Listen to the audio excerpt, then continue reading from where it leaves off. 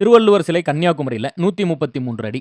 இது 1990ல வடிவமைக்க தொடங்கி 2000த்துல ஜனவரி 1ஆம் தேதி ஜனவரி திங்கள் முதல் நாள் திறக்கப்பட்டது அப்படின்னு குடுத்திருப்பாங்க. இப்போ முன்னாடி கேட்டிருந்தேன் 1973, 76ல யார் வந்து தமிழ்நாட்டின் முதலமைச்சராக இருந்தது அப்படின்னு. அப்போதைய தமிழ்நாட்டின் முதலமைச்சர் வந்து திரு கருணாநிதி அவர்கள், கலைஞர் கருணாநிதி அவர்கள் வந்து அப்போதைய அந்த வள்ளுவர் கோட்டம் வந்து அவரு உருவாக்குறாரு. 1990லயே வந்து கட்டி தொடங்கிறாங்க. 10 ஆண்டுகள் ஆகுது. 2000த்துல தான் முடிக்கிறாங்க. அதேபோல பாறையில் சிலை உயரம் 133 அடி. இது என்னன்னா, ஒரு 30 அடி பாறை இருக்கும். அந்த 30 அடி பாறைக்கு மேல 133 அடியில சிலை இருக்கும். அந்த சிலையுமே கூட கீழ வந்து ஒரு 38 அடி, அதுக்கு மேல வந்து ஒரு 95 அடி. அந்த மாதிரி வந்து பிரிச்சிருப்பாங்க. அதாவது சிலையின் பீடம் வந்து ஒரு 38 அடி.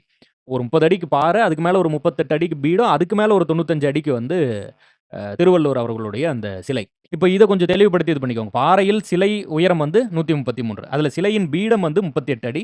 சிலையின் உயரம் வந்து 95 அடி. இதுல என்ன மிக முக்கியமான சிறப்பு இருக்கு? அந்த 38 அடி அப்படிங்கிறது அறத்துப்பாலோட அதிகாரங்களின் எண்ணிக்கை. நம்ம இப்ப திருவள்ளுவர் பத்தி தானே பார்த்துட்டு இருக்கோம். திருக்குறள் பத்தி பார்க்கும்போது நூல் அமைப்புல எத்தன அதிகாரங்கள், மொத்தம் முப்பால், ஒவ்வொரு பால்ல எத்தன அதிகாரம், எத்தன இயல் அப்படின்னு படிப்போம். இப்போ இங்க அறத்துப்பால் 38 அதிகாரம். அதனால 38 அடிக்கு பீடம். அறம் வந்து பீடமாக நிக்குது. பொருளும் இன்பமும் வந்து திருவள்ளுவர் போல உயர்ந்து நிக்குது. எது 95 அடி. அதுல ஒரு சிறப்பு இருக்கு. முன்னாடி இருந்து பார்த்தா வந்து திருவள்ளுவர் நிக்கிறது மாரி தெரியும். அந்த மாரியான ஒரு காட்சி அமைப்பு தான் நெறைய பேர் பார்த்திருப்பீங்க. அப்படியே வந்து பின்னுக்கு சிலைய வந்து பார்க்கும்போது, அவரு அமர்ந்த நிலையில இருக்க மாரி தெரியும். இந்த மாதிரி ஒரு வடிவத்துல அவர் வந்து கைய வச்சு நிக்கிற மாரி ஒரு ஒரு வடிவமைப்பு ஒண்ணு உருவாக்கியிருப்போம். சரி. அதுபோல கீழுள்ள பீடத்தின் உள்ளே மண்டபத்தில் தமிழ், ஆங்கில மொழியில் திருக்குறள் வந்து பொறிக்கப்பட்டுள்ளது. தமிழ் மற்றும் ஆங்கில மொழியில் திருக்குறள் அங்கேயும் வந்து நம்ம எழுதி வச்சிருக்கோம். 3 முதல் 8 டன் கல்லு வந்து நம்ம பயன்படுத்தியிருப்போம். 3631 கருங்கற்களை பயன்படுத்தியிருக்கோம். 3 முதல் 8 டன். அப்படியே புத்தகத்துல இருக்கு. மனப்பாடம் பண்ணி தான் ஆகணும். படிச்சிருங்க.